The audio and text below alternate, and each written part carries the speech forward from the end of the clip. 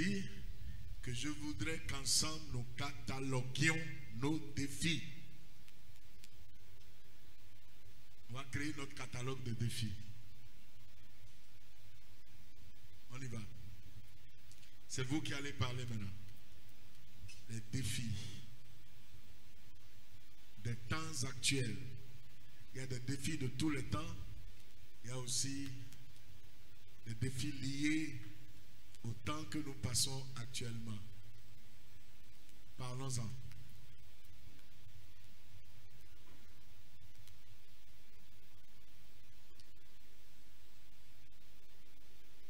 Tandis que vous allez rester debout, je vais m'asseoir un peu. Je vais écrire ce que vous allez dire.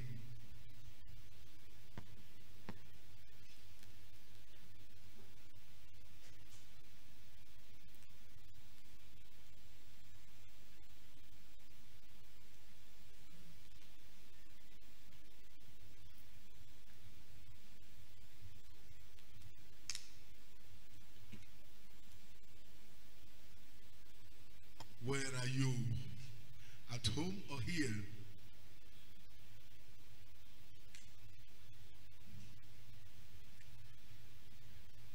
Espérance. Maintenant, c'est à toi de parler.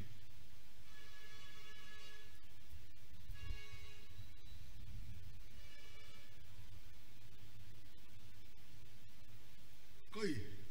Vous n'avez aucun défi, hein? C'est ça? C'est grave.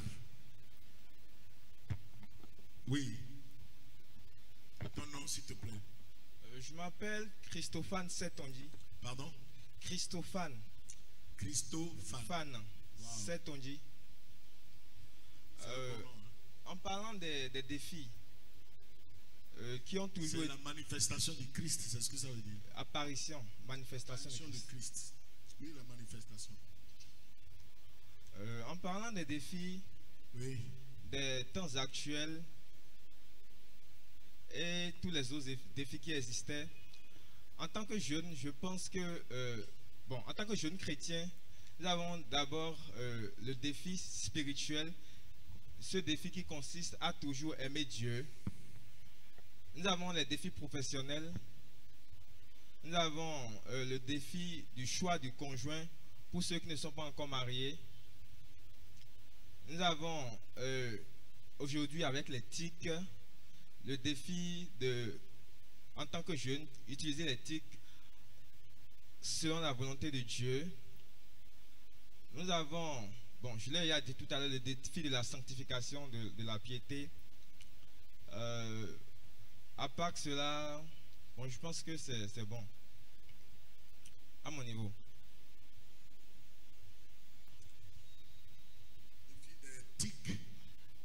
Utiliser l'éthique conformément à la volonté de Dieu. Les défis professionnels, défis par rapport au choix du conjoint. Je vais compléter un dernier défi par rapport au réveil au Bénin. Voilà, ça c'est un grand défi.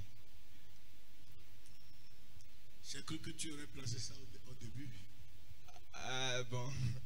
Ça me tient à cœur. Quand même, c'est pourquoi je me...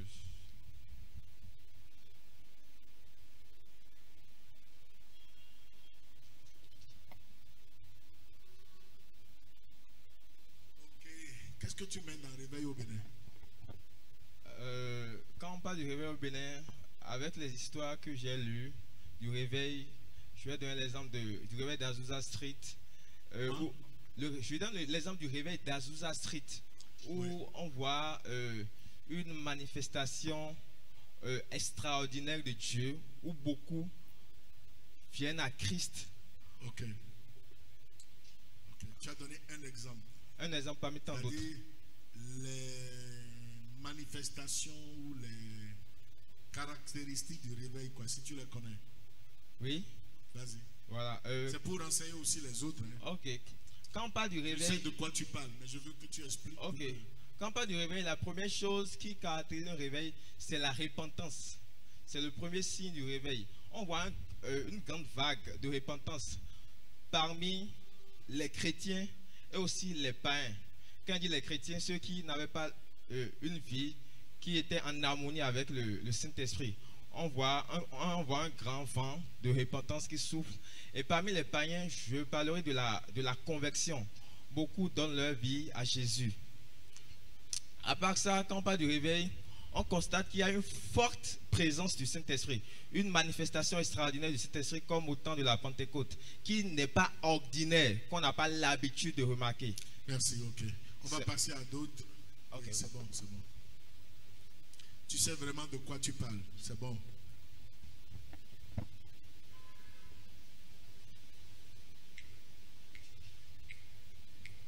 Autre défi, Christelle.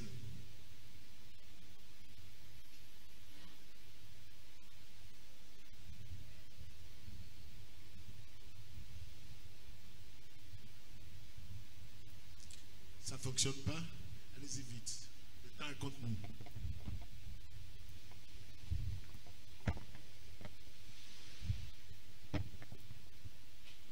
Merci. Je voudrais juste résumer ce qu'il a dit.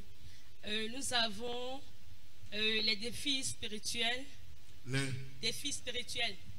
Oui, ne reprends pas. S'il a dit quelque chose, dis autre chose si tu veux ajouter quoi. Pour qu'on gagne un peu de temps. Les défis sociaux. Ok.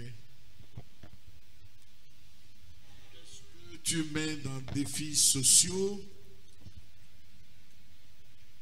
On dit dans défis sociaux, ne pas se conformer au siècle présent, par exemple.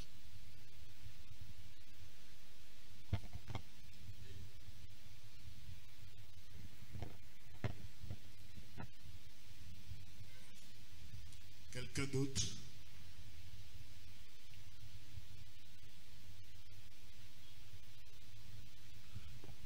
Il a dit défi professionnel, mais c'est comme un emballage, une étiquette sur un emballage. Je veux qu'on ouvre l'emballage un peu. Défi professionnel.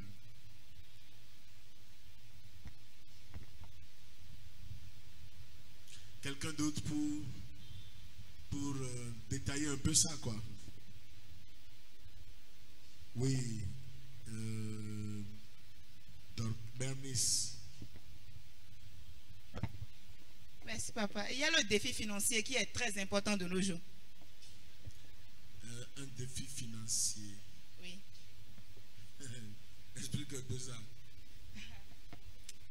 Bon, par rapport au défi financier de nos jours, nous constatons que, bon, surtout dans le milieu chrétien, que beaucoup de chrétiens ne sont pas riches.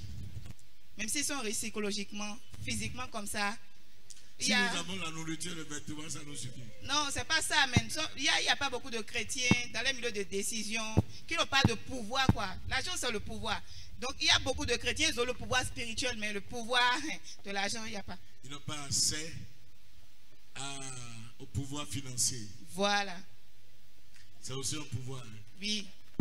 La plutocratie. Comme le disait mon responsable, il a dit, dans l'église, après le Saint-Esprit, que c'est l'argent. Quand le Saint-Esprit t'utilise, au boulot. Hein? Oui. Au boulot. Oui. Après le Saint-Esprit. Que c'est l'argent. C'est pas l'homme. Oh, c'est l'argent. C'est l'argent qui fait l'homme. C'est l'homme qui fait l'argent, oui. L'argent fait l'homme. Hein? C'est l'argent fait l'homme, monsieur. L'argent fait l'homme. Oui. L'argent rend l'homme l'homme. C'est ça. C'est la femme qui parle là comme ça. C'est ça. Merci.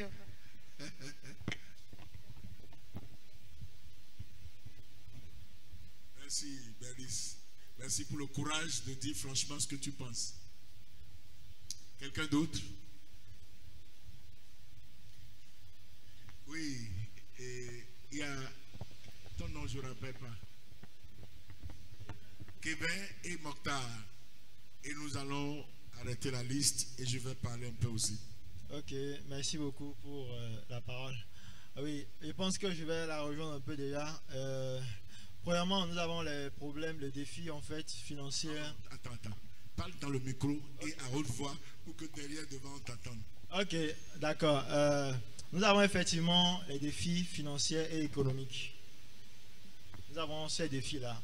Et en plus de ça, nous avons les défis de réussite. Réussite financière, réussite professionnelle. Et vous avez dit d'ouvrir un peu l'enveloppe. Et moi, je vais parler aussi en fait de façon générale par rapport à notre pays, par exemple. Le défi en fait de rehausser en fait le niveau économique de notre pays. Le niveau économique et financier de notre pays. Bon, je pense que c'est un aspect sur lequel on peut aussi parler. Voilà. Si on va aller aussi sur l'aspect entrepreneurial aussi. Entrepreneurial. Puisque voilà, le succès par rapport à sur le plan, voilà, exactement. Défi du succès. Oui, sur le plan entreprise. Voilà, exactement.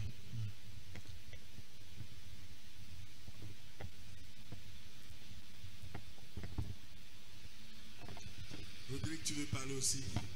Mokhtar, tu parles d'abord. Merci, pasteur. J'ai constaté que la jeunesse aujourd'hui a beaucoup de défis. Tu as constaté que la jeunesse aujourd'hui a beaucoup de défis à relever, surtout sur le plan de l'emploi. Le plan de l'emploi et sur le plan du moyen d'entrepreneuriat aussi et dans la prise des grandes décisions. Des grandes décisions, explique un peu ça s'il te plaît. Je vais parler par exemple si c'est des députés peut-être à l'Assemblée nationale, des maires. Pardon, reprends. Le défi, reprends l'appellation que tu as donnée avant de parler de députés, maires, tout ça. Okay. Le défi de la prise. Du pouvoir politique. Oui, du pouvoir politique, de la prise des grandes décisions. Le défi d'accès au pouvoir politique chrétien. Voilà. C'est bien ça. Exactement. Exactement.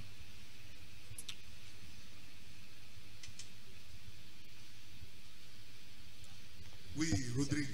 Passez le micro à Rodrigue. Merci, serviteur de Dieu. Mon complément, c'est par rapport au défi sur le plan insertion professionnelle des jeunes chrétiens. L'insertion professionnelle du jeune chrétien.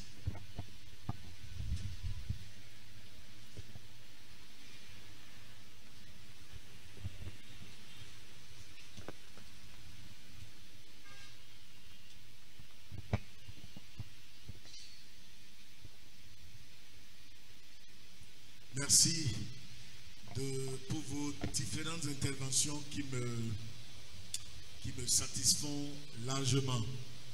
Le premier a couvert un champ un peu vaste et le reste, vous n'aviez pas eu beaucoup à dire, mais les compléments ont été extraordinairement bons.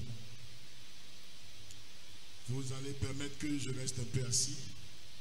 Je vois beaucoup de nos sœurs debout.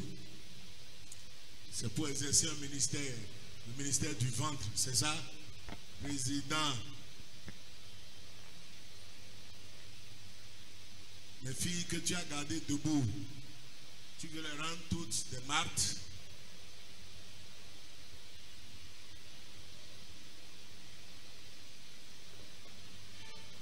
Bon, fais vite, je t'attends. Parce que je veux qu'elles écoutent. Ou bien vous allez être Marthe au lieu de Marie. Vous ne connaissez pas qui est Marthe, qui est Marie là? Candidat à être Marthe. Il n'y a pas de candidate. Candidate à être Marie. Il y a deux seulement. Les autres sont les deux.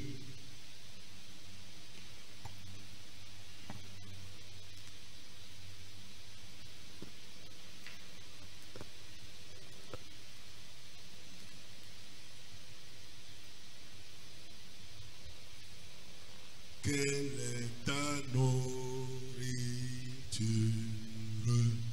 parole de Dieu, est ma nourriture.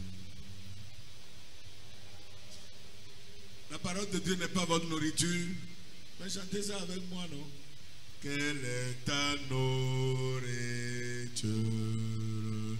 Parole de Dieu est ma nourriture.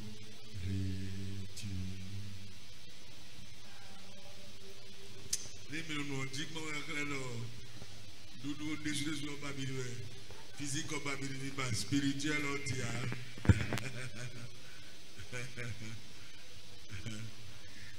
on peut avoir le deuxième enseignement. Je souhaite le faire avant le troisième. Comment connaître la volonté de Dieu? On peut y aller? Vous êtes prêts? On se lève. Vite. On se rassoit.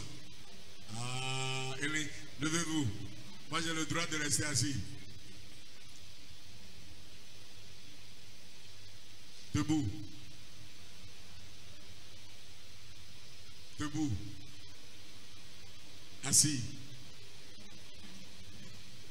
Bon. Je vais vous aider un peu à savoir vous asseoir et vous relever. Gloire à Dieu. Allez, on s'assied. On se lève. On se lève. On s'assied. On s'assied. On se lève. Gloire à Dieu. Ça vous réveille un peu, non? Asseyez-vous. La Bible dit dans Hébreux chapitre 11, le verset 6, « Or, sans la foi, il est impossible de lui être agréable, car il faut que celui qui s'approche de Dieu croit que Dieu existe et qu'il est le rémunérateur de ceux qui le cherchent. » Lisons ensemble.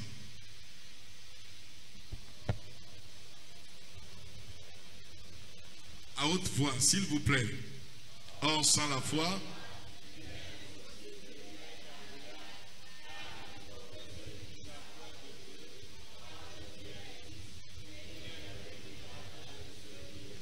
certains d'entre vous, vous n'êtes pas agréables à Dieu. Le savez-vous? On peut être désagréable à Dieu, quoique pieux. Le savez-vous? Vous pouvez avoir la piété. Vous êtes en train de rechercher la piété. Vous êtes constamment en train de lire la parole de Dieu. Vous êtes en train de méditer la parole de Dieu. Vous serez en train de mémoriser la parole de Dieu, la mettre en pratique. En pratique, dans le sens de je veux avoir une bonne vie chrétienne, marcher selon l'esprit, ne pas marcher selon la chair. Or, les œuvres de la chair sont manifestes. Ce sont l'impudicité, l'idolâtrie, la magie, les inimitiés, les querelles, les jalousies, l'ivrognerie, les choses semblables. J'ai cité pêle-mêle. Vous pouvez ne pas être dans ces œuvres de la chair. Vous pouvez être juste, vous pouvez être doux, vous pouvez avoir l'amour de Dieu dans votre cœur, vous pouvez vivre en paix avec les hommes, vous pouvez être patient, vous pouvez avoir de la bonté, de la bénédiction, de la fidélité, de la douceur, la tempérance, la maîtrise de soi, je veux dire, et être désagréable à Dieu. Le savez-vous? Come on. Répondez-moi. Le savez-vous? Si vous n'avez pas la foi, vous ne serez pas agréable à Dieu. Et ça, beaucoup de gens ne le savent pas. Beaucoup de gens ne vivent pas selon ce principe. Je m'efforçais, moi, parce que la Bible a enseigné la foi. Je savais que la Bible dit, si quelqu'un dit à cette montagne, ôte-toi de là, jette-toi dans la mer, s'il ne doute pas en son cœur, mais croit que ce qu'il dit arrive, il le verra s'accomplir. Je savais ça. Marc 11, 22, 23. 23 surtout. Je savais que la Bible dit tout ce que vous demanderez avec foi, par la prière, vous le recevrez. Pourtant, Dieu m'a dit un jour, après avoir jeûné 3 ans durant, vraiment 3 ans, j'ai jeûné et prié chaque mois. Si je ne prie pas, je ne jeûne pas du tout, je jeûne 3 jours. Jeûne continue. Rien que pour buvant de l'eau et ne mangeant pas. Quelquefois 1 semaine, 10 jours, 2 semaines. Et je l'ai fait littéralement pendant 3 années. il y a des choses sur lesquelles je priais. Je voulais que Dieu fasse ces choses. C'était des défis qui étaient devant moi. Au nombre de ces défis, il y a ce lieu de culte. Nous étions là en location. Ce lieu, une maison appartenant à autrui qu'on a loué. On l'a occupé pendant un temps. Le propriétaire a dit, maintenant quittez, remettez-moi la clé. 1 an, 2 ans, 3 ans. Et il a écrit une lettre formelle. Il dit, la fin de cette année-là, vous me remettez ma clé ou je viens, j'envoie un huissier avec les policiers et en plein culte, on va vous faire sortir et fermer les lieux et c'est fini. Et quand cette lettre est venue et que je l'ai lue avec les membres de mon comité médiocre, c'était une épreuve. Certains marchaient selon les solutions humaines et plus faciles parce que pendant des années, on essayait de donner de l'argent pour ce projet d'acquisition d'un terrain et de construction d'un lieu de culte. Et je vous dis, toutes ces années, on n'a eu que 3,5 millions. Quoique moi-même, j'ai voulu donner l'exemple. J'avais une épargne et tout ce que j'ai en épargne, j'étais venu, j'ai donné. Quelqu'un a aussi donné 1 million. Et c'est 3,5 millions qu'on a en tout pour tout. Et puisqu'on nous demandait de quitter, moi j'ai dit, ici là, c'était bas-fond là,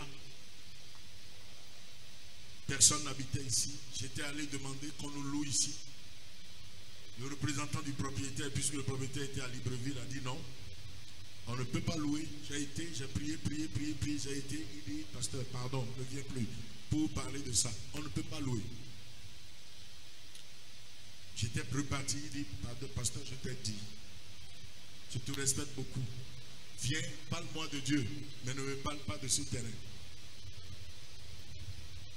Ce n'est pas louable, ce n'est pas vendable. J'ai dit d'accord. Je ne mettrai même plus pied là-bas. Et je priais, Dieu, tu feras, tu feras, tu feras, tu feras. Je n'ai pas la foi. Hein? Dieu, tu feras, tu feras, tu feras, tu feras, tu feras. Ce n'est pas la foi, hein? J'avais l'espérance. Je vais vous expliquer ce que j'appelle foi. Tu feras, tu feras, tu feras. Au comité, quand on vient, je dis, le sujet là revient toujours. Quand on inscrit les points à l'ordre du jour, lieu de culte. Et 4, c'était le comité avait 7 membres. 4 disaient, pasteur, 3,5 millions. Quelqu'un a trouvé 8 rues derrière, un vrai bas-fond. Vous rentrez dedans, vous avez l'eau ici. Quelqu'un a dit, ils veulent vendre ça à 3 millions. On a 3,5 millions. Moi, vous aussi, au moins, achetez ça. 3 millions. On prend 500 000, on prend du sable, on remblait, on fait un hangar, allez, l'église est là. J'ai dit, regardez au bord de cette voie-là. Quand quelqu'un veut mettre une école, il met au bord. Une bonne boutique, il met au bord. Une station, il met au bord. Et Dieu là, on va le mettre dans le bas-fond là-bas. Quand il pleut là, vous allez traverser l'eau avant d'aller. Bon, à la fiale, tout droit, au fond, au fond, au fond. J'ai dit, je ne pense pas que c'est la solution de Dieu. Savez-vous que à vos résolutions répondra le succès? Ah, le savez-vous? Ne connaissez-vous pas ce verset biblique? Si votre foi dit oui, Dieu ne dira pas non. Le savez-vous? Come on. Je veux sentir les jeunes là. Hein? J'ai prêché quelque part. Et quand je dis recevez, les gens sautent pour aller attraper le vent en l'air. Je dis, ah, mais c'est ça les gens qui veulent recevoir. Ne soyez pas trop passifs. Je sais que ce n'est pas ces incitations-là qui constituent une vraie foi. Et le problème s'est posé, le comité était dos à dos sur ce problème. 3 plus moi, 4 contre 4. Les 4 autres était devenu un peu nonchalant, rebelle, parce que il dit la foi du pasteur là va nous conduire dans le décor. Et ça devient plus la pression sur moi. En face là, quelqu'un avait acheté un terrain à 45 millions. Et j'ai dit, on ne va pas quitter le bord de cette voie. On va rester au bord. On a commencé à chercher. Le seul terrain qu'on a trouvé au bord, c'est là-bas, c'est litigieux. Il n'y a pas. Et j'ai dit, on va rester au bord. Où est la sagesse, où est la raison dans ça? Ils ne me disent pas ça. Ils n'avaient pas le courage de me voir de face et me dire ça. Je dis ça et j'entends. Parce que les murs ont des oreilles. Et je me mettais quelquefois ici. Je veux veiller et prier. Là, il y a des moustiques. En saison pluvieuse, si vous restez ici et vous ne vous mettez pas sous moustiquaire, je restais dedans. Je restais là. Les nuits, vous priez, en jeûnant, il y a plein de moustiques. Et on faisait ça. On vient faire semaine de prière. Je dis touchez ce mur, touchez le mur là, ici là. Posons le mur, les mains au mur. Ici là, on va adorer Dieu ici. Le propriétaire a dit, attendez, ça fait non-recevoir. Je vous donne juste un exemple de défi relevé par la foi. Avant de vous parler. Et c'est dans ce combat-là où tout semble incertain,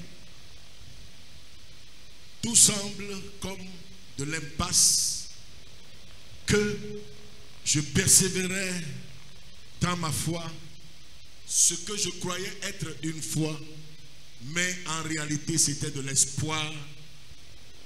Quand un matin, 1 an, 2 ans, la 3e année où on avait l'ultimatum en fin d'année, et la fin d'année s'approchait.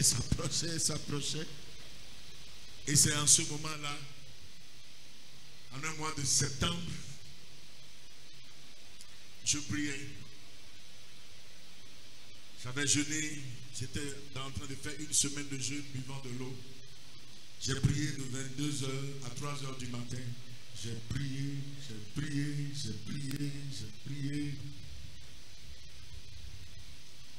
J'ai parlé en langue. Je crois au parler en langue. Et j'ai fini à 22h. J'étais fatigué de prier. J'ai regardé l'heure, il sonnait 3h. J'ai dit, je vais arrêter la prière. Merci Seigneur de m'avoir exaucé. Et quand j'ai dit ça, il m'est venu à l'esprit que j'ai dit ça chaque fois. Merci Seigneur de m'avoir exaucé. Mais où est l'exaucement? La pensée est venue comme ça. Peut-être, je ne sais pas, de moi, du diable, je ne sais pas. En tout cas, la pensée est venue. Et la question qui m'est venue à l'esprit, c'est, merci de m'avoir exaucé, mais l'exaucement est où? Tu vois ça? J'ai commencé à pleurer. J'ai pleuré seul. J'aurais honte que quelqu'un ait été là pour me voir pleurer. J'étais par terre, je pleurais comme un bébé. J'étais au pied de mon lit. J'ai pleuré. Je me suis couché sur le lit, effondré dans le lit en réalité. Je pleurais encore. Je n'ai pas su quand dans les pleurs je m'étais endormi. Le matin, à 7h, ça veut dire que j'ai fait un peu moins de 4 heures de sommeil, puisque le temps de pleurer, le temps de me coucher, le temps de rester et pleurer, j'ai égrené un peu 2 minutes après les 3 heures. À 7 heures, j'étais réveillé, mais fatigué, moralement fatigué, physiquement fatigué, j'étais couché. J'étais réveillé parce que quand vous ne mangez pas, vous ne pouvez pas beaucoup dormir non plus. Et quand j'étais là, j'ai entendu la voix de Dieu. La voix audible de Dieu. Et la voix dit, sans la foi, il est impossible que tu me sois agréable. C'est pas comme je l'ai dit, c'était amplifié. Elle était forte. dans la chambre. J'ai eu peur. J'ai sursauté de mon lit. Et mon cœur battait. Je n'ai jamais entendu une voix aussi forte. J'ai entendu une fois la voix fine de Dieu. Je voulais prendre une décision. Dieu dit, j'ai entendu la voix qui dit, pas le moment. Et j'ai compris. Mais cette fois-ci, la voix était menaçante, forte. Et c'est le verset là. Hébreux 11, le verset 6. Le verset dit, oh, sans la foi, il est impossible de lui être agréable. Mais ce que j'ai entendu, c'est, sans la foi, il est impossible que tu me sois agréable. Et j'ai commencé un peu comme quelqu'un qui a mal fait quelque chose, qui veut se justifier. J'ai commencé à dire à Dieu, mais j'ai la foi. Seigneur, j'ai la foi. Seigneur, j'ai la foi. Seigneur, j'ai la foi. J'ai répété ça plusieurs fois. Et quand je l'ai fait, j'ai eu l'inspiration de reprendre ma Bible. J'ai repris ma Bible. J'ai lu Hébreux 11, verset 1er cette fois-ci. Que je sais être la définition de la foi. La foi est une ferme assurance. Or, la foi est une ferme assurance des choses qu'on espère. Une démonstration de celles qu'on ne voit pas. Quelle est la définition? Lisons ensemble. Or, la foi. Lisez, s'il vous plaît. Or, la foi.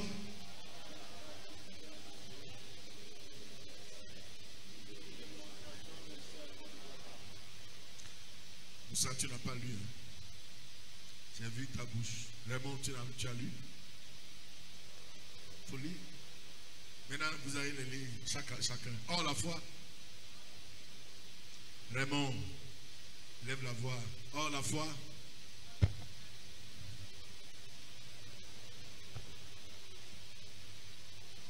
Moussa.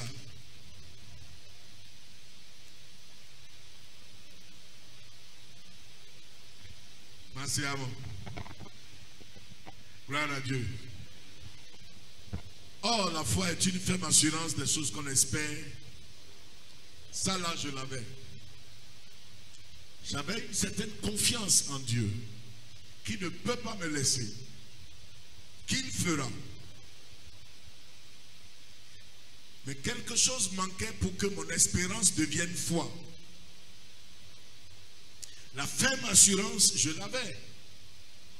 Il fera, il le fera. Comme nous chantons là. Il le fera, il le fera. Ce que sa main a dit, ce que sa bouche a dit, pardon, sa main l'accomplira. Il le fera, il le fera. C'est ce que nous chantons, c'est ce que nous disons.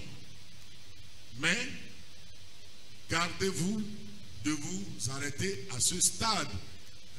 Si vous restez à ce stade, vous pouvez avoir seulement l'espérance et non la foi. Qui est celui-là?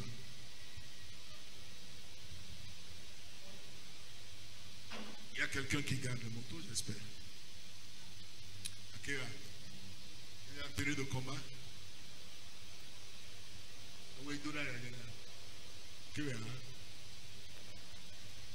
Ah, il est là. Okay. Gloire à Dieu. Ce que vous appelez foi peut être simplement de l'espérance. Dieu m'a réprimandé, c'est pourquoi il m'a parlé à voix audible. Moi, je croyais avoir la foi. Je ne l'avais pas. Si j'avais eu la foi, Dieu ne m'aurait pas dit ces paroles. Il n'aurait pas dit, sans la foi, il est impossible que tu me sois agréable. Si j'avais eu la foi, il n'aurait pas dit ça. Vrai ou faux? Ça veut dire que je n'ai pas la foi. Qu'est-ce que j'avais? Quand j'ai lu Hébreux 11:1, j'ai vu que j'avais une assurance, peut-être ferme. Assurance que ce que je crois que Dieu va faire, il fera. Mais je n'avais pas la démonstration de ce qui est invisible. Or, la foi Sans cela n'est pas foi. La foi doit démontrer ce qui n'est pas visible. Comment pouvais-je démontrer alors que le problème que j'avais, pasteur, n'ayant personne ni à gauche, ni à droite, ni devant, ni derrière, et on vous dit, on était environ 500 personnes, et on se réunit, on s'agglutinait là, dans la chaleur. Et on vous dit, quittez. On n'a nulle part où atterrir. Quelqu'un a dit, achetez bas-fond. Ça là, ça n'honore pas Dieu. Dieu, j'ai la foi que tu feras quelque chose pour qu'on ne quitte pas le bord de la voie. Et quand Dieu m'a réprimandé comme ça, je priais aussi pour d'autres sujets. Le jour là, je me suis levé et j'ai dit, gloire à Dieu, c'est fait, c'est accompli. Il a fait, c'est accompli. Ce que je ne voyais pas, parce que je m'inquiétais. Septembre, quand est-ce qu'on va acheter? On va remblayer, on va construire, on va annoncer, on va indiquer pour que les gens ne s'éparpillent pas. Le désir d'un pasteur, c'est que le troupeau demeure troupeau. Pour qu'il ne se voit pas coupable devant Dieu. Alors, c'était mon défi. C'était ce que j'avais devant moi. Et c'est en cela que je m'inquiétais. J'ai pleuré. Encore que les autres, certains des miens qui pouvaient m'encourager, ils disaient, cette fois-là, ça nous amène dans le décor. Il est en train de nous conduire dans le décor. Et ils ont commencé à être amers. Il y avait une dame. Ses paroles étaient... Vous savez, quelquefois, il faut savoir choisir vos collaborateurs.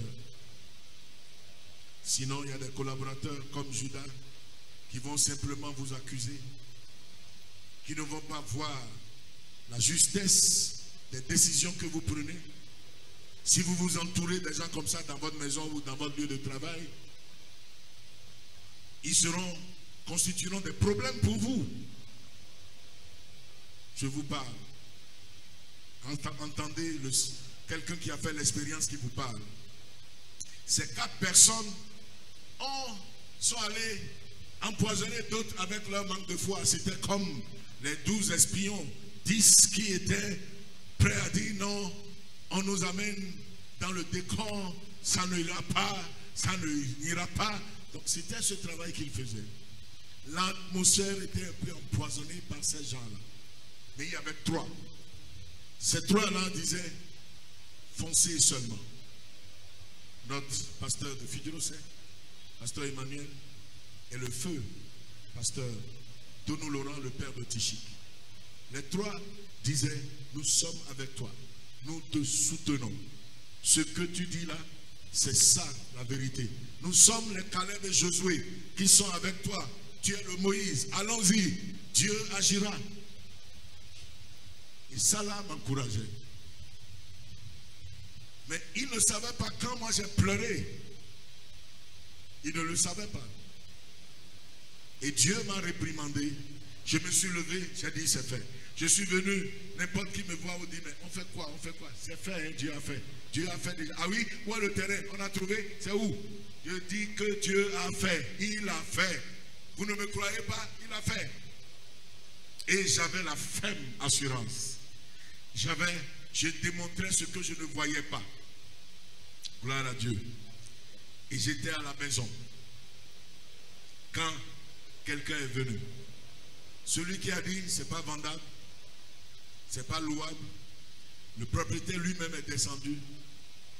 Il a dit, il a plusieurs terrains, mais c'est le seul qu'il a au bord de la voie. Il dit, il veut vendre ce terrain. Il a envoyé.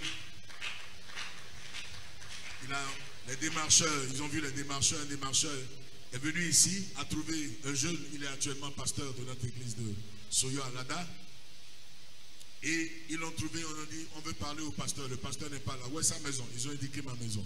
La personne est venue. J'étais en train de louer le Seigneur. Merci Seigneur. Tu as agi, tu as accompli. C'est merveilleux. Et je vois un grand temple. Et je voyais un temple aussi haut. Je voyais ça dans mon esprit, construit sur le lieu, ici, là. Et il est venu, il dit, vous êtes pasteur de l'église? Il a dit oui. Le terrain qui est à côté de vous, on veut vendre. Vous voulez acheter? Je dis à combien? Il dit 35 millions. Je dis, je vais acheter.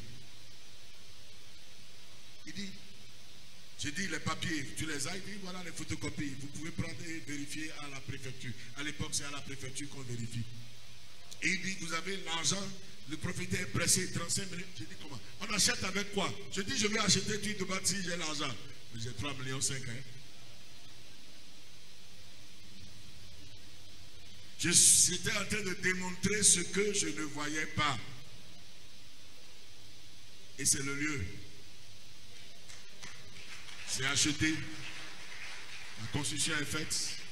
C'est votre temps de climatiser ça. Dieu a fait des choses avec moi pour que j'enseigne la foi aux gens. Les gens qui m'écoutent, beaucoup de gens qui m'ont écouté, ils ont fait de grandes choses.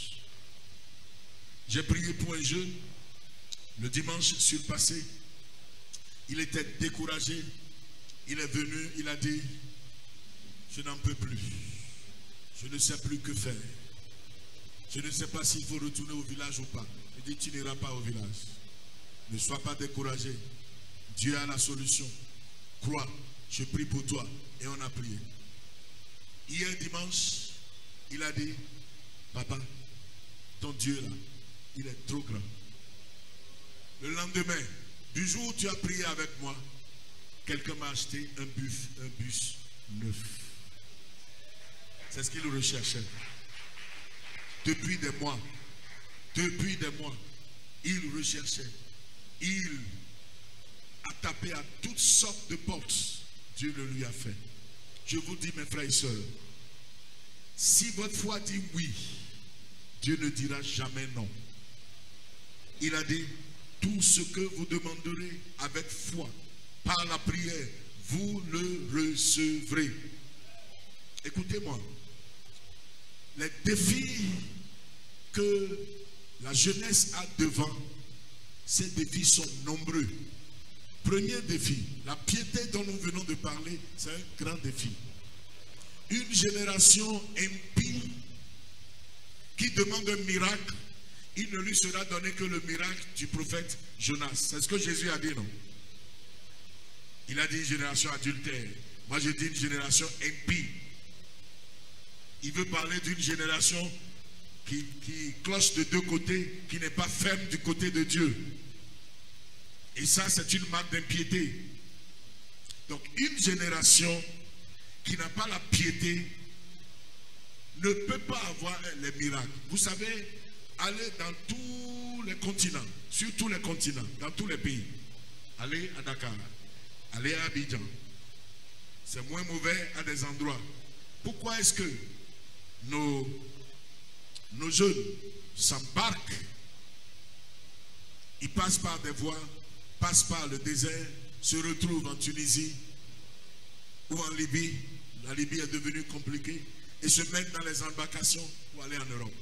Il y a une maman ici, la maman a dit, mon fils ne m'a rien dit, il s'est mis en chemin et il veut aller en Italie et il est coincé quelque part. Ils ont pris d'abord l'embarcation a chaviré, des dizaines sont morts, lui il a été récupéré, mais on l'a retourné et il dit, j'irai, je dois aller en Europe. L'argent que j'ai dépensé, il a menti à sa mère, il a pris beaucoup d'argent, 1 million et quelques à sa mère, il a collecté de l'argent, il a pris de l'argent indu chez des gens parce qu'il veut faire cette aventure. Il aurait pu mourir si sa mère n'a pas eu le réflexe de me dire, papa, priez avec moi, il serait mort. Il y a un autre, lui n'est pas ici, mais sa mère est ma fille spirituelle, lui il est parti. Et il s'est retrouvé dans un désert quelque part. Il a marché jusqu'à ce que ses pieds sont enflés. Il a trouvé des nomades qui ont pu lui donner de l'eau. Il pourrait mourir dans le désert. Sa mère ne savait pas. Son père ne vit plus. Sa mère ne savait pas où est-ce qu'il était allé.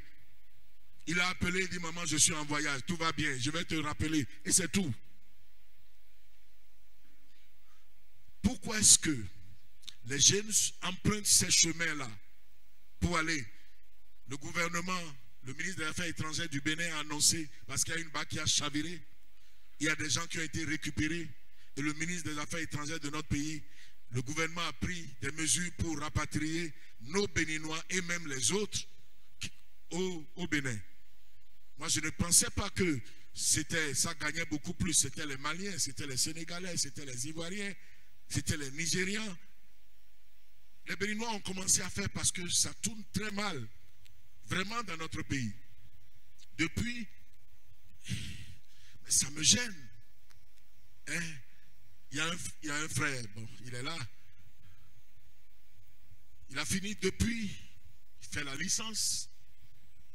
Il ne trouve rien à faire. Il va travailler, servir dans un restaurant. Ce n'est pas mauvais, hein?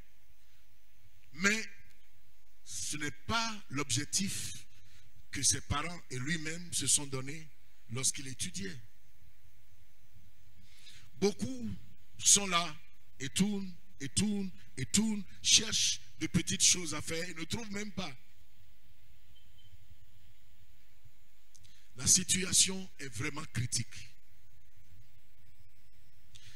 En mon temps, 1985-86, ce n'était pas aussi criard. Chaque année, des dizaines de milliers sont déversés dans les rues.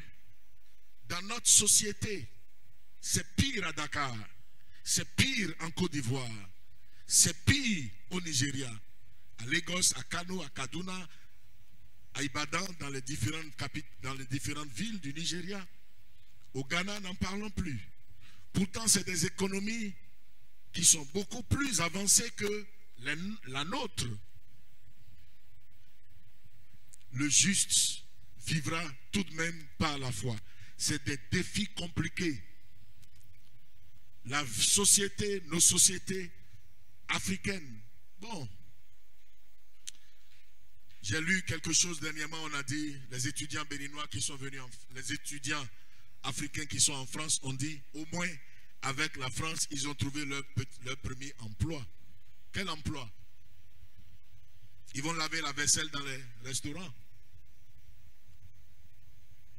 Des gens qui, depuis l'âge de 12 ans, n'ont plus jamais touché à rien dans leur maison, se retrouvent à laver la vaisselle dans les restaurants. Ils peuvent gagner 1000 euros, 600 000 par mois. Et c'est rien. Hein? Si tu ne colloues pas, si tu ne te mets pas ensemble avec d'autres, le loyer seul peut te coûter 1000 euros. Si tu es à Paris, tu peux gagner $1000, tu peux gagner $1200, équivalent de 650 000 aux États-Unis. Et c'est leur premier emploi, ça. Et c'est difficile. Vous allez voir certains des nôtres et certains vont se dire, mais elle est partie, elle est partie, elle est partie. Elle est partie où? Allez voir ce qu'elles font. Babysitter, garder les bébés, laver les déchets des vieux et des vieilles pour gagner de l'argent. C'est pas mauvais, il n'y a pas de saut métier. Mais c'est ce que les nôtres qui partent, l'emploi n'est pas aussi aisé à trouver. Mais c'est moins mauvais que chez nous. Parce que c'est des économies avancées.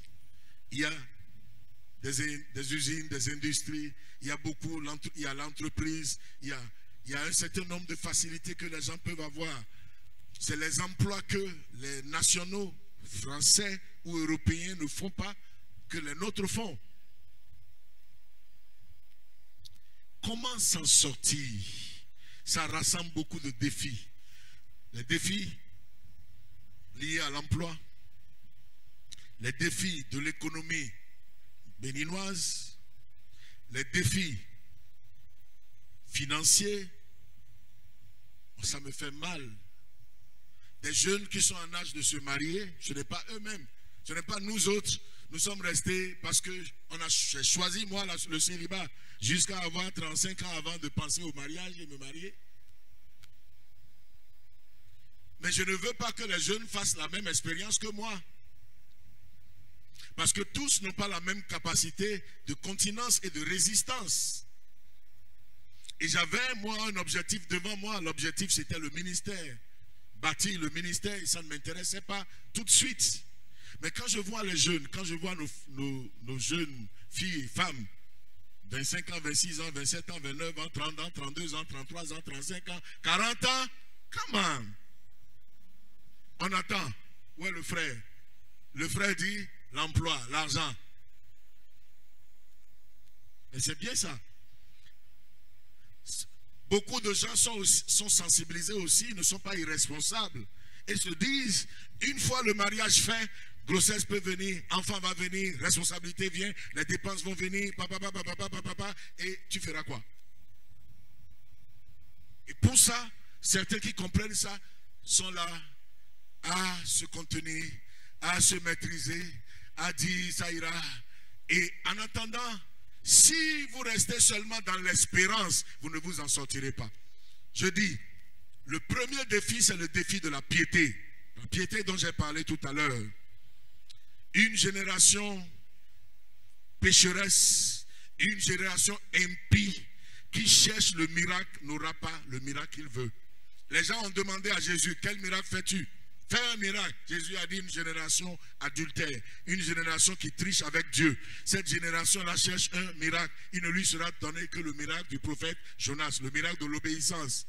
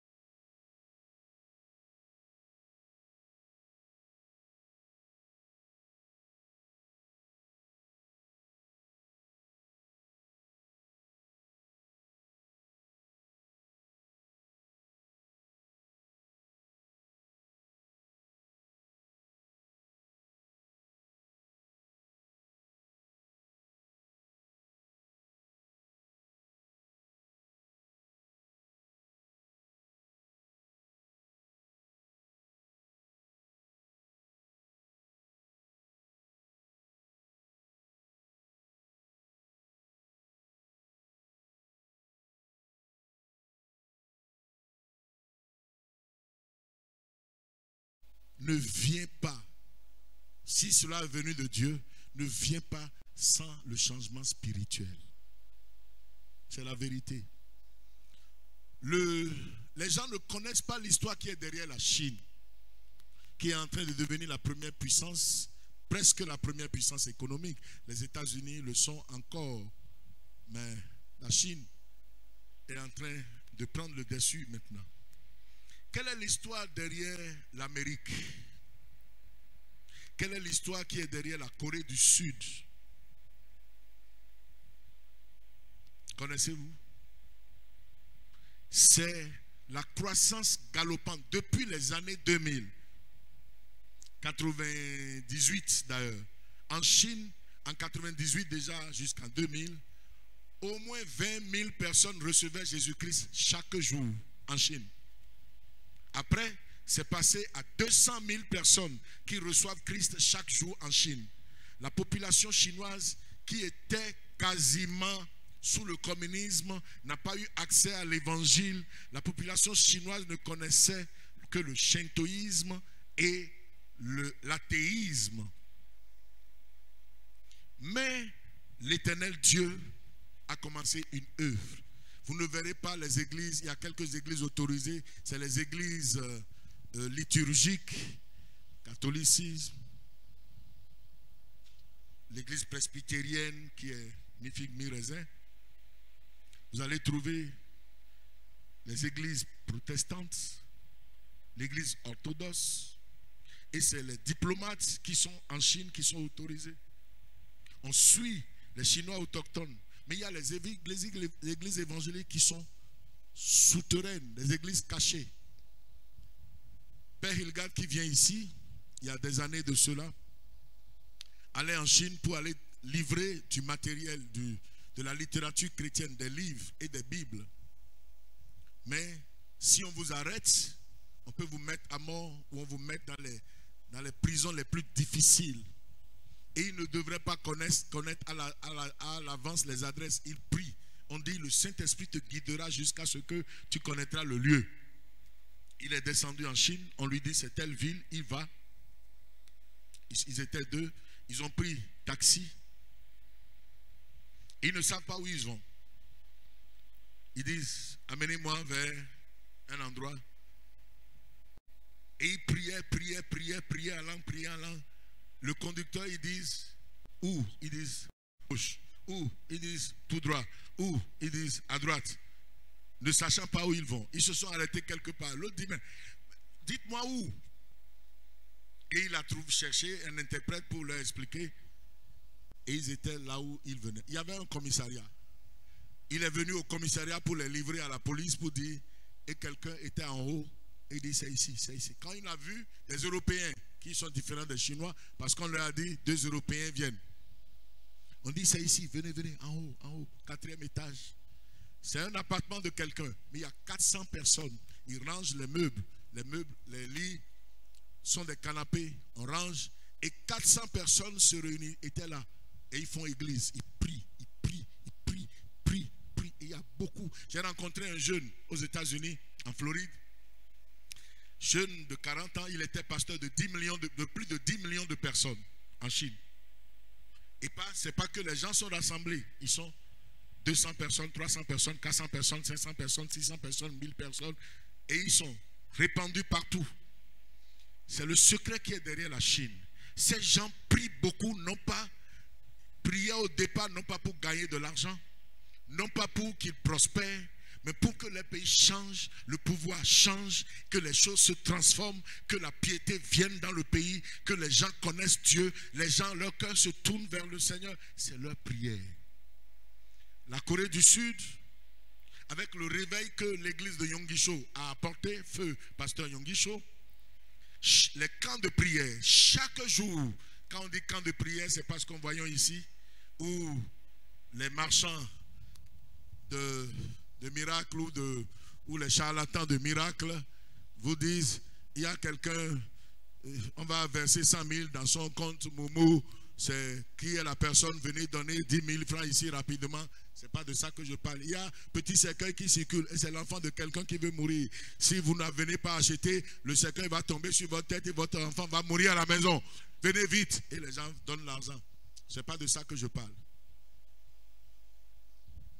Les camps de prière, montagnes de prière réelles de Yongisho, c'est des lieux qui sont faits. Les gens vont rester là, vont faire une semaine de jeûne et de prière, vont prier, oh Seigneur, change notre pays, Seigneur.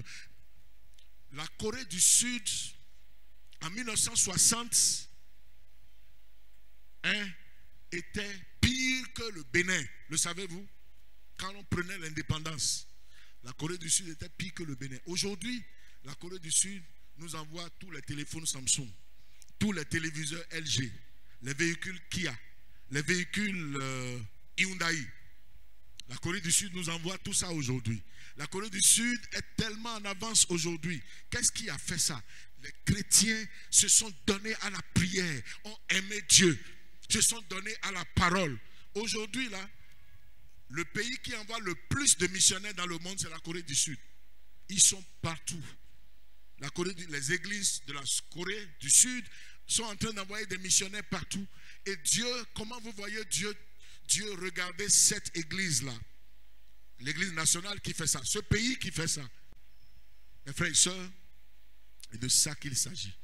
Quand je vois les jeunes se voir et on parle que mariage, on parle que d'habits, on parle que de coiffure, on parle que de barbe, on parle que de TikTok, on parle que de ci et de ça, on parle que de mariage, on parle et quand est-ce que ça va venir? Et on dit ces choses-là, nous ne sommes pas prêts pour que Dieu agisse. La foi en Dieu nous amènera à ne pas regarder ce qui est immédiat. La foi en Dieu nous amènera à comprendre que ce ne sont pas des choses visibles, que le monde visible a été créé. La Bible nous dit dans Hébreux chapitre 11 verset 3, c'est par la foi que nous reconnaissons que le monde a été formé par la parole de Dieu, en sorte que ce n'est pas par les choses visibles que le monde a été créé, mais par la parole invisible de Dieu. Nous devons comprendre que le succès spirituel va amener forcément la prospérité. Pour ta vie personnelle, c'est cela. Attache-toi à Dieu, donne-toi à la prière, cherche Dieu. Les gens du monde ne sont peut-être pas en train de faire ça. Ils vont taper à toutes sortes de portes. Ils vont coucher à toutes sortes, devant toutes sortes d'hommes pour avoir l'argent, pour avoir l'emploi, pour avoir les capitaux pour entreprendre. Ils vont voler, rentrer dans les groupes mystiques, faire la cybercriminalité ou je ne sais quoi, pour gagner de l'argent, pour montrer qu'ils sont en train de prospérer. Et ça là, ce n'est pas la prospérité selon Dieu. La foi en Dieu nous amènera que ce n'est pas par des choses visibles que le monde visible a été créé, mais par la parole invisible de Dieu. Et c'est ce qui nous amènera à chercher la piété, à chercher la parole, à mémoriser la parole, à confesser la parole, à prier avec la parole, à s'appuyer sur Dieu, à savoir que nous n'avons pas besoin de voir, mais on a besoin de déclarer la parole invisible de Dieu, et les choses que nous déclarons doivent venir en existence. Vous êtes avec moi? Mes frères et sœurs, le repas, c'est en train de venir maintenant. Jeune homme, appelle.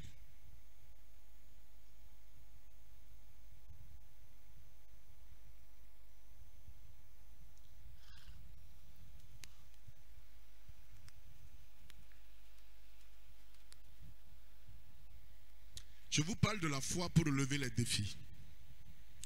Et le défi spirituel, qui est celui de la piété, c'est la foi en Dieu qui vous amènera à ne pas considérer les choses, le matériel d'abord, le visible d'abord, le physique d'abord, mais à savoir que la parole de Dieu a créé ce monde. Je vous dis, au moment où on priait pour ici, je me mettais là et je faisais des déclarations. Quelquefois, j'ouvrais le portail, je rentrais dedans et je faisais des déclarations. La terre est à l'Éternel. Il est écrit à l'Éternel la terre, tout ce que la terre renferme, le monde et ceux qui l'habitent. Ceux à qui appartiennent cette terre, ils appartiennent à Dieu. Leur cœur est comme un courant d'eau devant l'Éternel, comme le cœur d'un roi. Et il incline où il veut. Que le cœur de ceux à qui appartiennent ces lieux soit incliné en ma faveur, soit incliné en faveur de l'église du Seigneur Jésus-Christ. Je prie au nom de Jésus. La terre est à l'Éternel. Cette terre-là, on va adorer Dieu là-dessus. Il y a quelque part une rue après moi. C'était une maison de tolérance, une maison de prostituées. J'allais me mettre devant le portail et je dis, ce lieu doit être un lieu d'adoration de Dieu. Cette maison de tolérance doit fermer au nom de Jésus. J'appelle cela en existence. J'appelle une église à s'installer ici dans le nom de Jésus-Christ. Je n'étais pas pasteur. Aujourd'hui, il y a un lieu de culte bien bâti là. Et j'ai rendu grâce à Dieu. La Bible dit, Dieu appelle les choses qui ne sont point comme si elles étaient. Si vous regardez, vous subissez. Il n'y a pas d'emploi.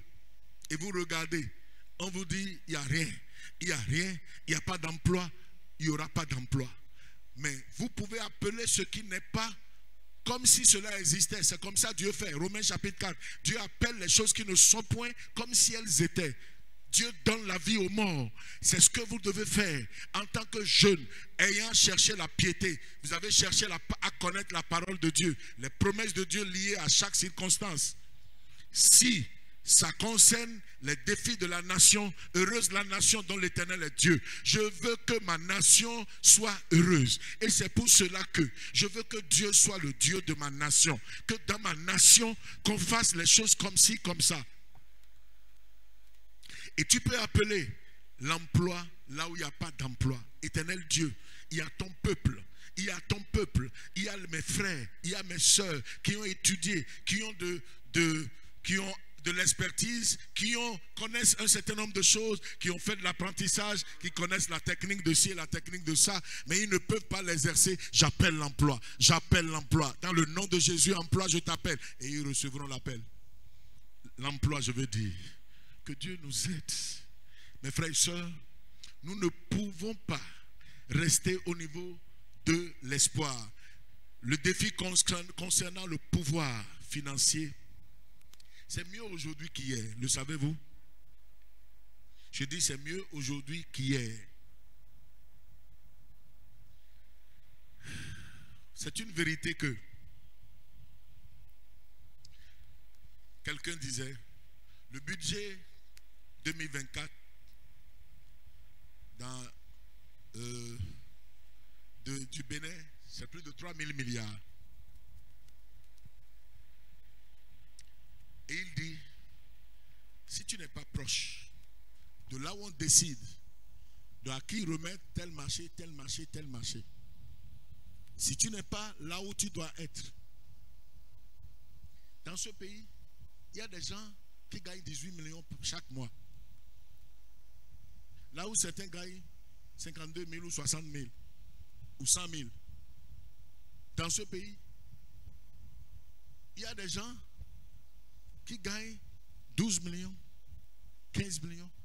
J'ai prié pour quelqu'un, il a trouvé du travail. Il dit, papa, mon salaire c'est 3 millions. Il était à 200 000. De 200 000, il est passé à 3 millions.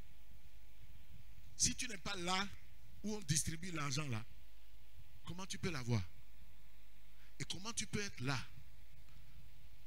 Il y a l'intérêt au pouvoir décisionnel, comme dont quelqu'un a parlé. Il faut être là où ça se décide. Quelqu'un m'a dit, fais-toi nommer dans tel organisme, parce qu'on peut nommer des religieux. Pour le moins, par mois, tu as au moins 3 millions, 4 millions.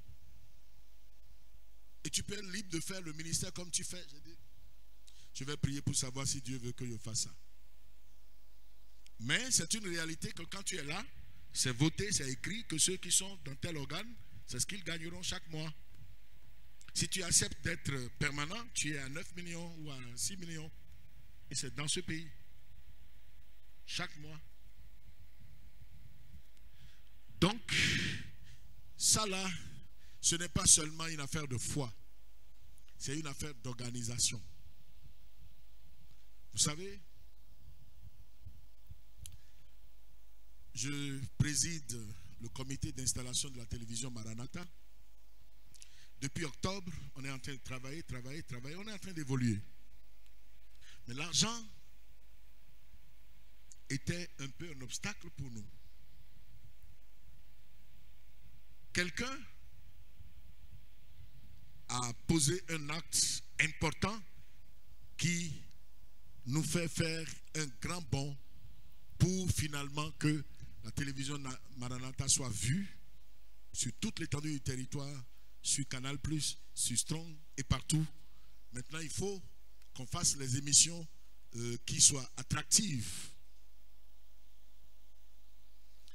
Qu'est-ce que je veux dire? Celui-là, s'il n'a pas été là où il est, il ne pouvait pas faire ce qu'il a fait. Pour que nous ayons même cette télévision, ça fait 20 ans que nous on a demandé.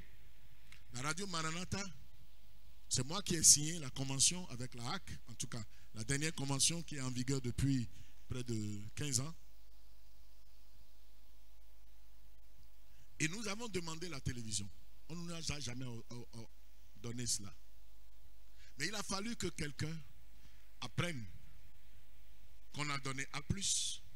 Les catholiques ont tout fait pour obtenir. Mais lui, il est là, il a dit, mais et les évangéliques? Mais ils sont là depuis. Et nous, on a obtenu. Les musulmans disent, mais pourquoi pas nous? Mais on a prié pour dire, télévision vient. Nous appelons la télévision Maranatha. Nous appelons en existence la télévision Maranatha. Et la télévision Maranatha est venue. Il faut l'argent. Je priais. J'appelle l'argent pour que ce soit une réalité. L'argent n'est plus trop le problème là maintenant. Mes frères et sœurs, pour relever le défi, il faut la foi. Permettez-moi de vous parler brièvement de la foi. J'ai dit tout à l'heure que j'avais l'espérance, je n'avais pas la foi. Il y a des notions, de fausses notions sur la foi. La foi n'est pas ce que vous espérez, mais ce que vous pouvez, ce dont vous pouvez être sûr de l'accomplissement et démontrer cela. J'étais ici, une dame est venue avec sa fille au dos, sa fille de 11 ans. La fille était paralysée, c'est pourquoi elle l'a mise au dos. La fille est grande, elle n'est pas petite, elle est grande de taille, donc les orteils étaient dans les mollets de sa mère. Et je parlais, j'étais là, dans le coin là, je parlais avec... permettez que je m'asseye un peu. J'étais là avec... en train de parler avec quelqu'un, je les regardais. Il y avait 2 personnes qui m'aidaient à recevoir les gens, à leur demander de prendre patience. La dame s'est impatientée parce qu'il sonnait 19 h. Elle voulait rentrer et aller faire la cuisine. Et je l'ai vu partir, encore son enfant au dos. Après que les 2 intercesseurs qui m'aidaient aient prié pour elle.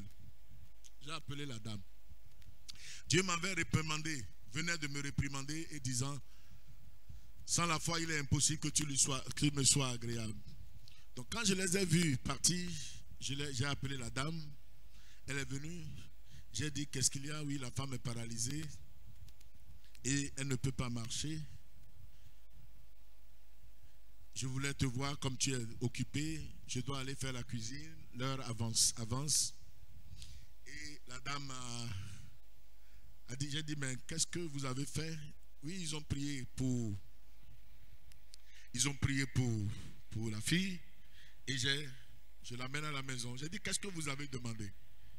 Elle a dit que l'enfant marche. J'ai dit, mais pourquoi tu l'as remise au dos? Elle a dit, l'enfant va marcher. Dieu va faire. C'est l'espoir. C'est l'espoir. C'est pas la foi. Elle a prié. Il faut être en mesure de démontrer. Ce courage-là, nous ne l'avons pas toujours. Et j'ai dit, non, madame. Si tu as demandé à Dieu, Dieu a dit, tout ce que vous demanderez avec foi, vous le recevrez. Tout ce que vous demandez en priant, croyez que vous l'avez reçu, vous le verrez s'accomplir. Il faut savoir que tu as reçu. Et savoir que tu as reçu et que tu fais marcher ton enfant. Et elle a voulu se justifier. Vous êtes avec moi? Et elle a mis l'enfant debout. Et l'enfant s'est effondré. Il dit, elle est un pasteur. Et moi, sinon, disons-le.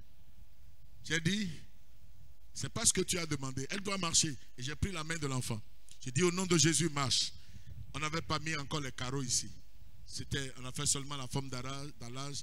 Il y avait des crevasses, gravillons, et puis c'est rugueux. J'ai pris l'enfant, j'ai dit marche au nom de Jésus. Au nom de Jésus, marche. Et l'enfant, la jambe de l'enfant traînait un peu par terre. Et elle a dit, pasteur Viona, Bléou, quelqu'un, Bonnie, Afotanamon. Je ne l'ai pas écouté. Marche au nom de Jésus. Le temps que je me retrouve, je fais le 3e poteau, l'enfant, ses pieds se sont raffermis. Elle a commencé à marcher. Elle a fait le tour. L'enfant a fait le tour. Marchait, marchait. Elle est rentrée en tenant la main de son enfant, traversé la route et ils sont partis. L'enfant marche. La foi n'est pas seulement la ferme assurance. Vous priez, vous dites, bon, il le fera, c'est pas ça. Vous priez et vous avez la ferme assurance qu'il vous a entendu parce que la Bible dit, si nous demandons quelque chose selon sa volonté, 1 Jean chapitre 5 verset 14, si nous demandons quelque chose selon sa volonté, nous savons qu'il nous écoute. Si nous savons qu'il nous écoute, quelque chose que nous avons demandé, nous possédons déjà la chose. Sachez que vous possédez. Sachez que vous possédez. Levez-vous, agissez. Vous verrez Dieu à l'œuvre. Gloire à Dieu. Ce n'est pas l'espérance. N'ayez pas l'espérance. Ne vous attendez. L'espérance attend de voir. Et c'est la foi que Thomas avait. Lorsque les disciples avaient dit à Thomas que le Seigneur est ressuscité, qu'est-ce qu'il a dit? Si je ne vois pas, je ne mets pas le doigt dedans, dans sa plaie, je ne croirai pas. Et 8 jours après, le Seigneur est apparu. Qu'est-ce qui s'est passé? Le Seigneur a dit, viens Thomas, avance, regarde, mets le doigt. Et il a dit, je crois. Heureux ceux qui n'ont pas vu et qui auront cru. Vous ne voyez pas, croyez, sachez, vous l'avez demandé. Assurez-vous que vous avez vraiment prié et qu'il a entendu. S'il a entendu, sachez que vous possédez. Levez-vous, agissez seulement. C'est vrai que certaines choses peuvent se passer instantanément. Si ça ne se passe pas sur le moment, continuez de croire, persévérez dans votre foi. Persévérez que c'est accompli. Vous verrez cela s'accomplir. Gloire à Dieu. Et cette foi peut vous amener à poser des actes. Alléluia. La première moto que moi j'ai eue, c'est pas, j'ai eu BBCT 1987-88. Mais moto, avant la conférence nationale, j'ai quitté l'université. Depuis 86, j'ai quitté l'université. Et quand j'ai quitté l'université, c'était pour aller faire ma formation pastorale. Il y avait eu une conférence au Hall des Arts. J'avais de l'épargne, j'avais de l'argent. J'avais un projet sur l'épargne. Le projet, c'est d'acheter moto, c'est de réaliser certaines choses. Et un pasteur s'est pointé et a dit, cette conférence que nous faisons, la salle, nous ne l'avons pas encore payée. Nous devons payer 3 millions. Il y avait environ 2500 personnes là. Tout le monde est pauvre. Et j'ai dit, je n'ai pas grand-chose. Mais le Seigneur m'a mis à cœur ce que j'ai gardé à la maison. Comme épargne. J'ai dit d'accord. Quand j'étais rentré, j'ai divisé en deux. Et j'ai remis. Le soir. Et ils ont compté. Ils ont dit ça ne fait pas l'argent. Et le pasteur a dit, vous n'avez pas tout remis. J'ai reçu ça droit dans le cœur. Ah, je n'ai vraiment pas tout remis, j'ai divisé en deux.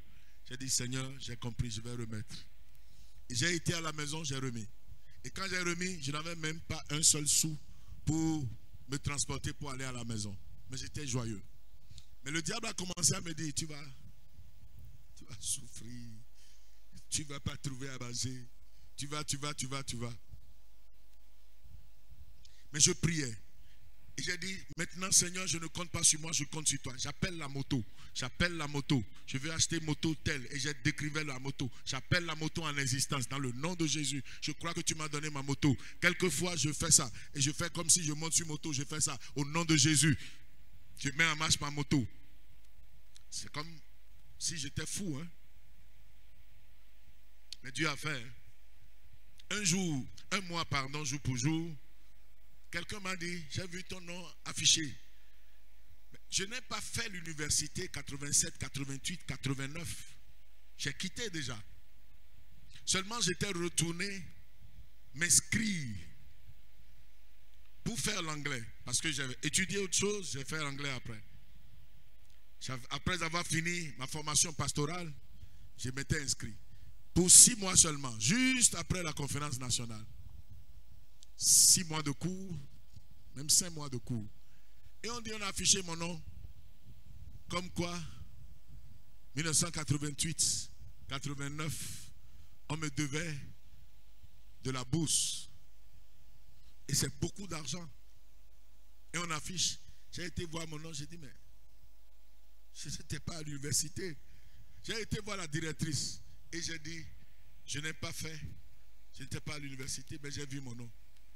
Il dit, ah, mais quand il met l'autre, c'est pas ton nom? Elle dit oui. Il dit, donne-moi ta pièce d'identité. Je lui ai remis. Et elle sort la liste. Elle voit mon nom. Elle dit, mais quel est ton problème? Mais va toucher. Je peux toucher. Il dit, va toucher. Je suis allé, j'ai pris, j'étais rentré avec moto. Ce que je ne pouvais pas faire depuis des mois, et épaille, quand j'ai remis à Dieu, et j'ai commencé à prier pour appeler la moto, je l'ai eu en 1 mois.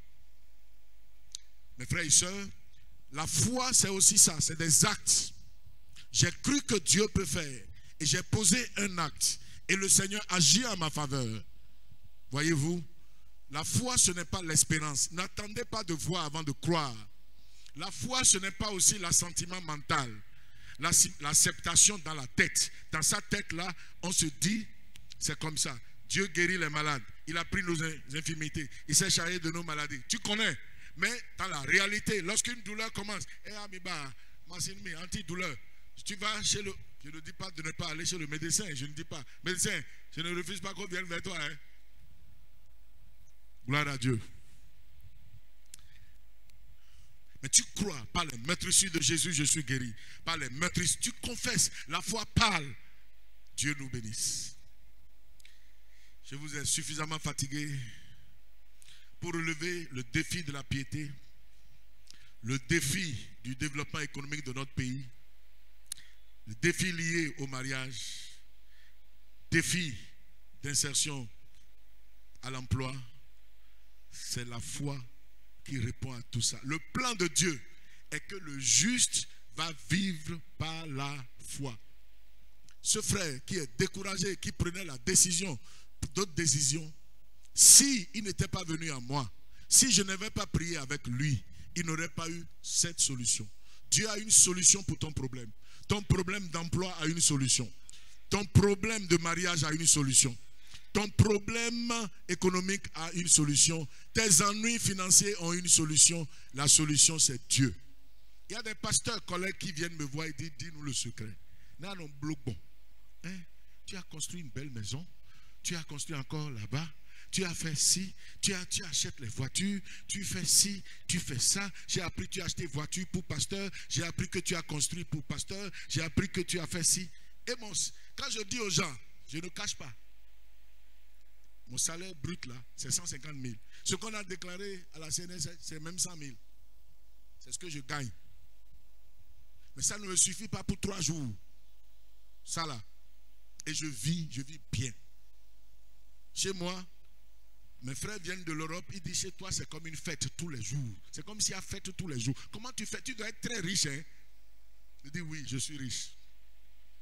J'ai écrit à mon grand frère. J'ai dit je viens en Guadeloupe et en Martinique. Et après, je descends à Paris. Je veux venir avec maman. Il dit, hey, je voulais t'acheter le billet, venir, mais tu l'as fait. Mais je te dis, non, tu es riche. Tu es riche. Je dis, oui, je suis riche. J'ai plein d'argent au ciel. L'argent qui achète dans le royaume de Dieu, pensez-vous que c'est CFA? Pensez-vous que c'est dollar, euro? Pensez-vous que c'est naira, cedi? Pensez-vous que c'est rouble, yen? Quel est l'argent qui achète dans le royaume de Dieu? Et c'est de ça que je vous parle.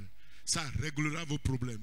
Les problèmes de mariage, les problèmes de blocage, les problèmes de voyage, les problèmes de succès à l'étude, les problèmes que je ne sais quoi. Certains disent, mais j'ai fait ça, j'ai fait ça. Le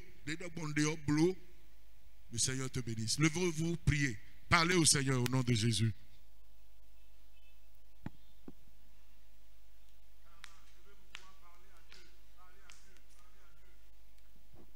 Tu peux réussir. Tu peux être à la tête parce que Dieu a dit tu ne seras pas la queue mais la tête. Tu peux être en haut parce que Dieu a dit tu ne seras pas en bas, tu seras en haut. Prie au nom de Jésus. Élevez la voix et priez. Come on.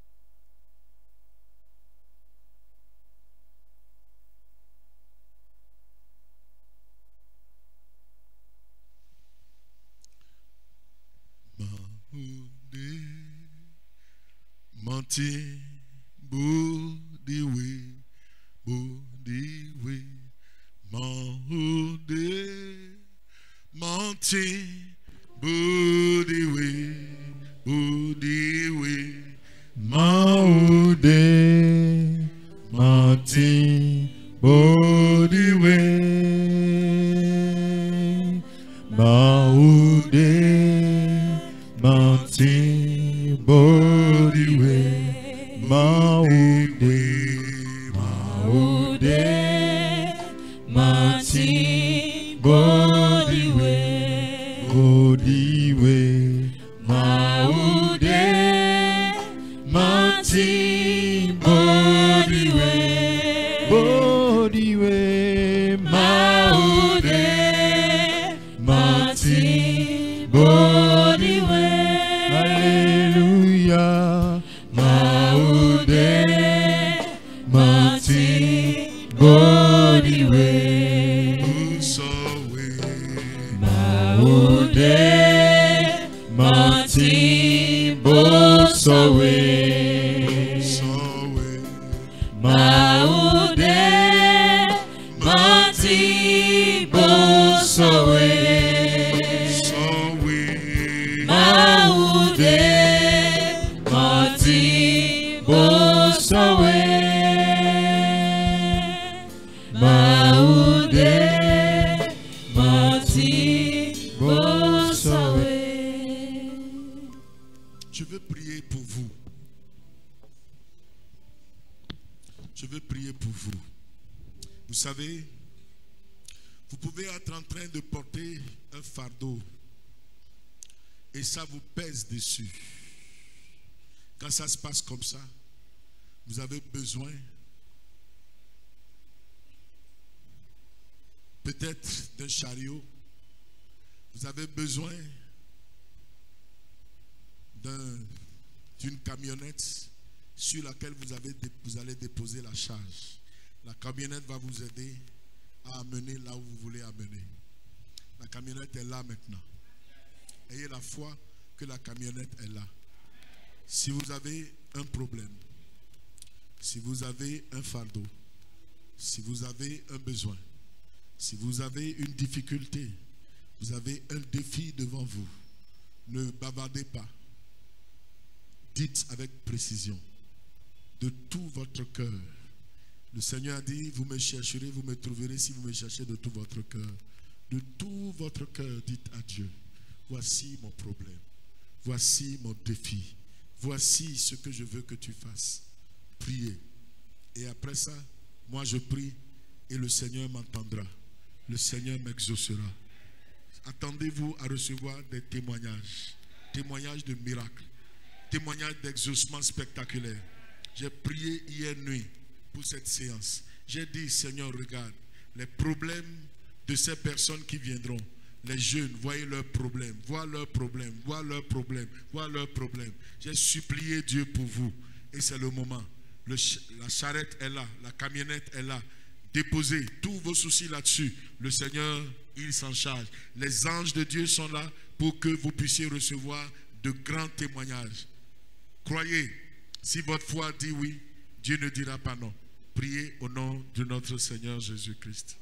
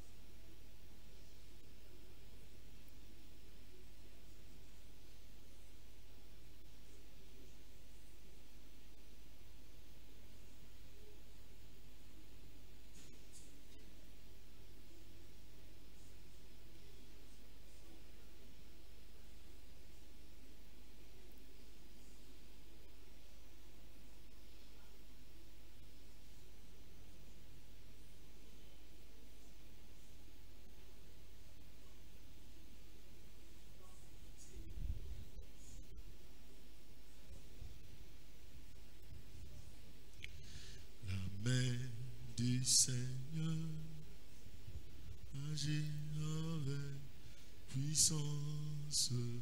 La main du Seigneur m'a fait triompher. Non, je ne mourrai pas, je vivrai, je publierai les œuvres du Seigneur. La main du Seigneur agit avec puissance. La main du Seigneur m'a fait triompher. Non, je ne mourrai pas, je vivrai, je publierai les œuvres du Seigneur.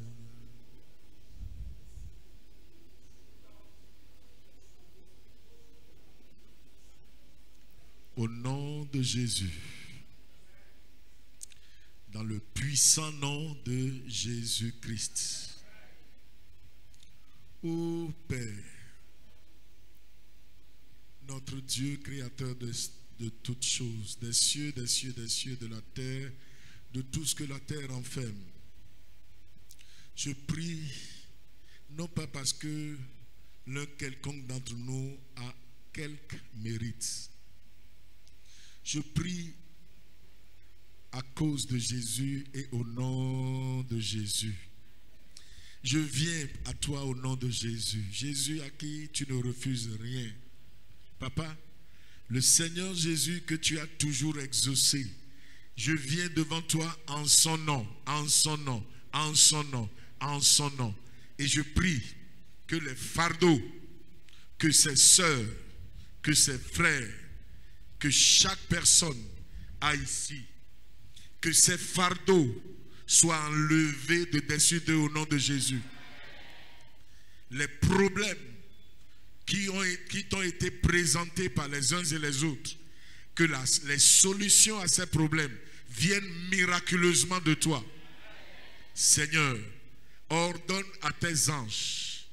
Tu as dit que tu ordonneras à tes anges. Ces anges-là nous serviront. Il est écrit que les anges sont des esprits au service de Dieu, envoyés pour exercer un ministère en faveur de ceux qui doivent hériter du salut. Recevez, recevez, recevez le ministère que les anges exercent en votre faveur. Les anges de Dieu vous ouvrent les portes. Les anges de Dieu vous apportent la guérison. Les anges de Dieu vous apportent l'exaucement. Les anges de Dieu qui sont envoyés par le Père, ils viennent pour régler vos problèmes. Régler vos problèmes. Vous donner des miracles financiers. Vous donner des exaucements spectaculaires. Le succès pour ceux qui ont besoin de succès. L'ouverture des portes pour ceux qui en ont besoin. Ceux qui sont mariés, qui cherchent le fruit des entrailles, recevez le fruit des entrailles. Conformément à la parole de Dieu, il n'y aura ni homme ni femme stérile. Dans le nom de Jésus-Christ, j'ordonne dans le nom de Jésus que la stérilité masculine s'en aille. La stérilité féminine s'en aille. Pour ceux et celles qui cherchent leur mari, ceux-là qui cherchent leurs épouses. Et recevez les épouses. Recevez les époux. Recevez les épouses. Recevez les époux. Recevez les emplois, recevez les capitaux pour entreprendre.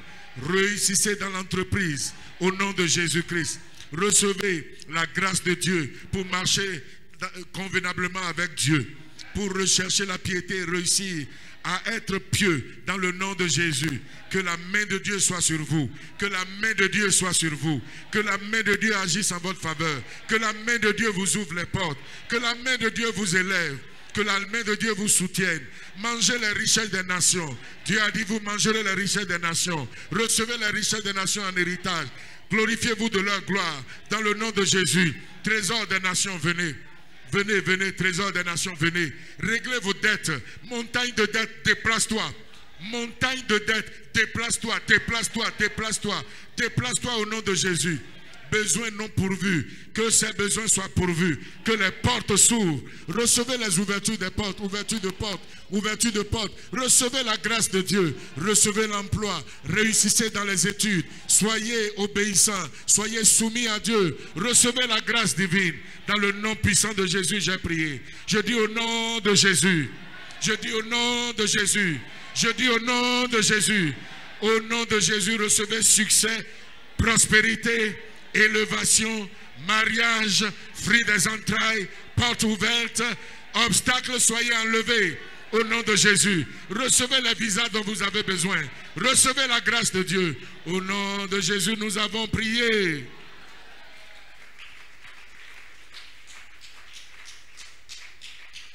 Nous allons prendre la pause. Le repas, jusque-là, je ne sais pas où est-ce qu'on en est. Ok. Où est le président? Où est Jonam?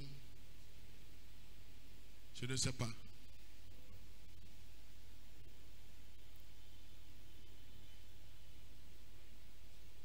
Le repas doit être en chemin, ok? Lisez, confessez, ne vous promenez pas. Aujourd'hui, on est venu pour ça. Demain, vous ne serez pas là pour faire la même chose, ok? On est là pour ça. Priez, confessez, déclarez. Pas prier pour demander. Ce que vous croyez avoir reçu, maintenez ça, soutenez ça. La Bible dit, dans le livre d'Hébreux, le chapitre 4, verset 14,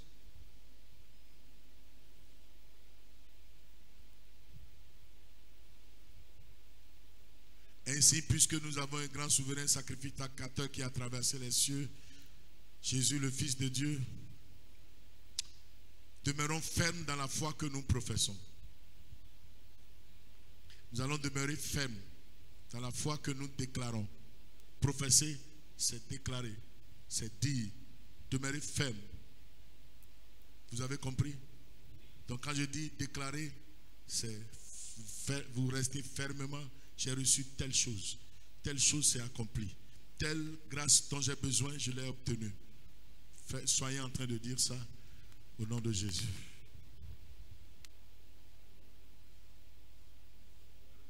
Enseigner sur comment connaître la volonté de Dieu.